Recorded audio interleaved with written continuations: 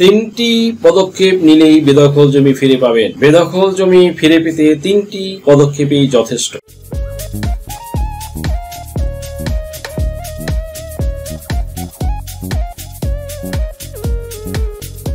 মানুষ সৃষ্টির সেরা জীব, এ কথায় কোনো সন্দেহ নেই, কিন্তু পৃথিবীতে এই মানুষের মতো অন্য কোনো প্রাণী বা জীব নিজের স্বজাতিকে খুন বা হত্যা করে না, যেমনটি করে থাকে এই মানুষ।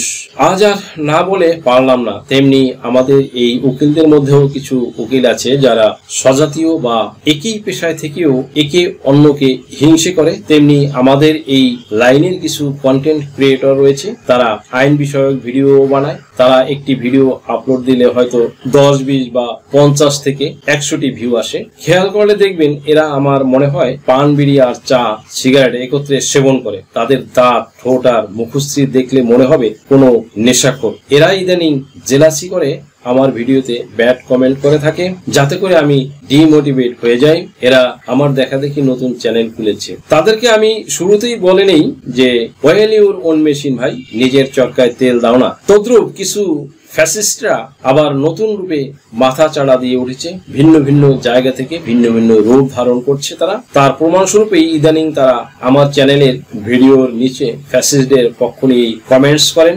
এরা বেশিরভাগ বাজে কমেন্টস করে ডক্টর মোহাম্মদ ইউনূসের যে সংস্কার এবং সফলতার দিকগুলো নিয়ে যে ভিডিওগুলো করে থাকি সেখানে। এতেই আমি বুঝতে পারি ওরা এখনো শেষ হয়ে যায়নি, গর্তে লুকিয়ে আছে। উপযুক্ত পরিবেশ পেলে আবার মাথা চাড়া দিয়ে উঠবে। মানে ইউনূস সরকারকে ব্যর্থ করার বৃথা পায় তারা এদের। ভিউয়ার্স, আমি আবারও বলছি, ডক্টর মোহাম্মদ ইউনূস নিশ্চয়ই ভালো কাজ করছে। বর্তমানে তার রিপ্লেসমেন্ট বাংলাদেশে আর একটিও নেই। Doctor Mohammad Yunus is only one piece in this world. এখন ফ্যাসিস্টদের, খুনিদের, আয়নাঘর তৈরিকারকদের এখানেই হচ্ছে যত সমস্যা। ইউনূস সরকার ভূমি খাতেও প্রভূত উন্নতি সাধনের জন্য একের পর এক চেষ্টা চালিয়ে যাচ্ছে। ভূমি অপরাধ প্রতিরোধ প্রতিকার আইন 2023-এর বিধিমালা জারি করলেন। ভূমি সেবায় আধুনিক ল্যান্ড সার্ভিস গেটওয়ে চালুর উদ্যোগ সহ এই সেক্টরের সবকিছু ডিজিটালাইজ করার উদ্যোগ নিয়ে অলরেডি করেও দেখেছে। সব দলিলগুলি স্ক্যানিং করে অনলাইনে নিয়ে আসছেন। হঠাৎ আমরা আলোচনায় ফিরে যাই। আমাদের সমাজে অনেক ব্যক্তি আছে জমির মালিক হয়ে দীর্ঘদিন যাবত তারা জমি দখলে রাখার জন্য কোনো সিকিউরিটি গার্ড থাকে, কেয়ারটেকার থাকে বা কোনো সুপারভাইজারকে বিশ্বাস করে দেখাশোনা করার জন্য রেখে প্রবাসে জীবনযাপন করার জন্য তারা চলে যান। তারা নিশ্চিন্তে থাকেন, হয়তো তার সেই কেয়ারটেকার তার জমিটি সুন্দর মতো ভালো মতো দেখাশোনা করে রাখছেন। কিন্তু তখনই ঘটে বিপত্তি। একসময় ওই কেয়ারটেকারই জাল জালিয়াতি করে নিজের নামে জমি জমা সহ বাড়ি ঘর করে নেয়। এভাবেই আপনার জমি বেদখল হয়ে যায়। আবার পেশি শক্তির বলেও অনেকে জাল দলিল, মিথ্যা বা ভুয়া দলিল তৈরি করে অন্যের জমিতে নিজের নামে লিখে নিয়ে জবরদখল করে নেয়। এইসব জমির মালিক এক প্রকার দিশেহারা হয়ে পড়ে, তখন ভীত সন্ত্রস্ত হয়ে পড়েন এবং তারা দিক বিদিক ছুটাছুটি করতে থাকেন। চেয়ারম্যান, মেম্বার, কমিশনার, আইনজীবী, মেয়রের নিকট ধর্ণা ধরেও কোনো সুবিধা করে উঠতে পারেন না। তাদের পেশি শক্তির কাছে দুর্বল অসহায় মানুষ পরাজিত হয়ে পড়ে এবং প্রতিনিয়ত নির্যাতিত, নিষ্পেষিত হতে থাকে। তারা প্রায়ই দেশে বিদেশে থেকে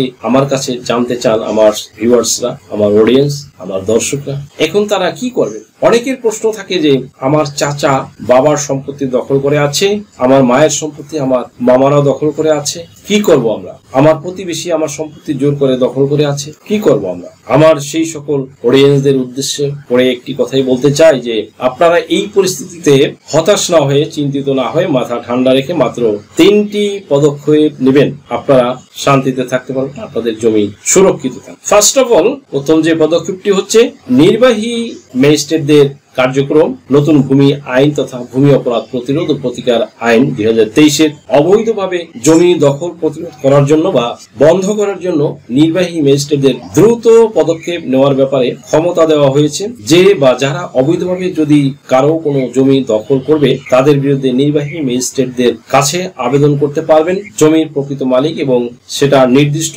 আবেদন ফর্ম রয়েছে। সেই আবেদন ফর্মের মাধ্যমে আবেদন করবেন। আপনারা প্রয়োজনে আমার কাছ থেকে চেয়ে নিতে পারেন। যদি কারো প্রয়োজন হয়। এই ক্ষেত্রে নির্বাহী ম্যাজিস্ট্রেট সব কাগজপত্র পরীক্ষা করে তদন্ত করে যদি অভিযোগের সত্যতা পান তাহলে দখলীয় জমি প্রকৃত মালিকের কাছে ফিরিয়ে দিতে আদেশ দেওয়া সহ প্রয়োজনীয় ব্যবস্থা গ্রহণ করতে পারবেন। নির্বাহী ম্যাজিস্ট্রেট উভয় পক্ষের বক্তব্য গ্রহণ ও সরেজমিন তদন্ত করবেন। নির্বাহী ম্যাজিস্ট্রেটদের এমন পদক্ষেপে কোনো পক্ষ উপস্থিত না হলে তিনি সরেজমিন তদন্ত শেষে প্রয়োজনীয় আদেশ দিতে পারবেন। সন্তুষ্ট না হলে যে কোনো পক্ষ নিয়মিত আদালতে যাওয়ার সুযোগও থাকবে।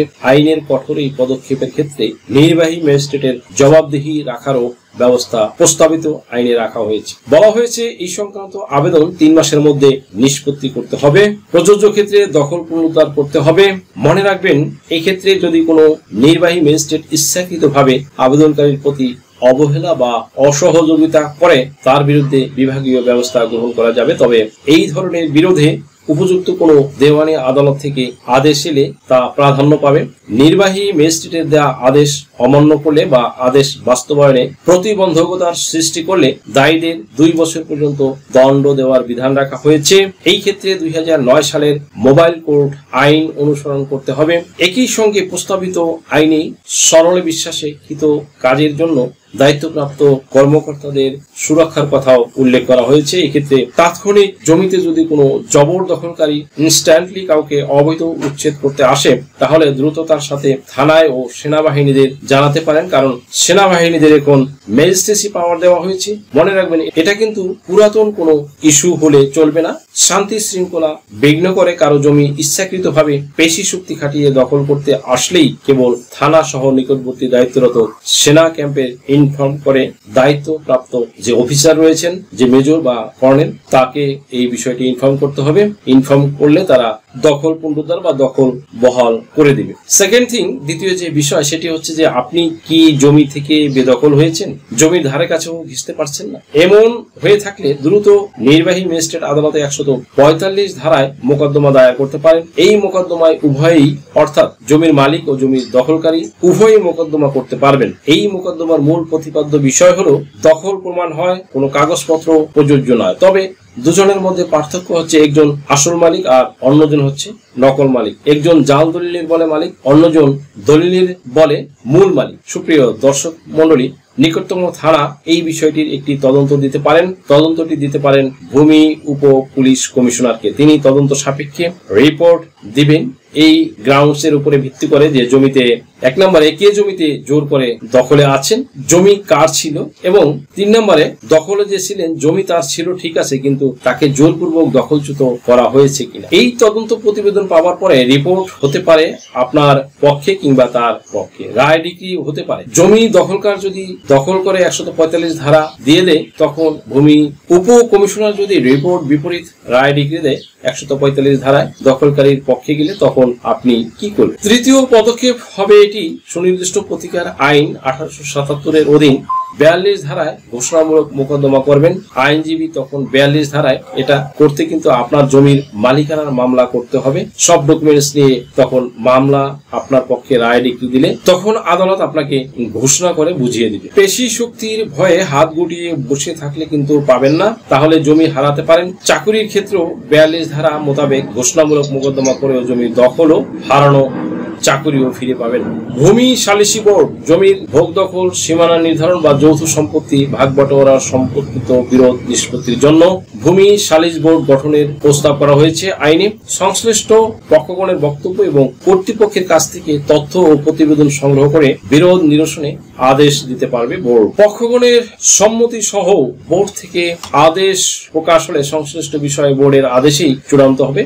মামলার কোনো পক্ষ বোর্ডের আদেশ দেওয়ার বিষয়ে কোনো দেওয়ানি আদালত বা রাজস্ব কর্তৃপক্ষের কাছে মামলা করতে পারবে না। তবে বোর্ডের আস্থা না থাকলে যে কোনো পক্ষ নিয়মিত আদালতে যেতে পারবে। অন্যদিকে যে কোনো আদালত যথাযথ মনে করলে ভূমি নিরোধ নিরসন সংক্রান্ত বিষয় বোর্ডের কাছে পাঠাতে পারবে। আইনে বলা আছে ভূমি সালিস বোর্ড গঠন কার্য পরিধি ও অধিক্ষেত্র নির্ধারণ সরকার আদেশ দ্বারা ঘোষণা করতে পারবেন। সুপ্রিয় দর্শক মন্ডলী, আশা করি এই ভিডিওটি আপনাদের সামান্যতম হলেও উপকারে এসেছে। যদি ভিডিওটি আপনাদের সামান্যতম উপকার আসে তাহলে রিকোয়েস্ট করব চ্যানেলটি লাইক, শেয়ার, কমেন্টস এবং সাবস্ক্রাইব করে পাশে থাকা বেল আইকনটি প্রেস করে দিন, যাতে পরবর্তী ভিডিওর নোটিফিকেশনটি খুব সহজেই পেয়ে যান। সো আজকের মতো এখানে শেষ করছি। দেখা হবে অন্য কোনো দিন, অন্য কোনো ভিডিওতে, অন্য কোনো আইনি কন্টেন্ট নিয়ে।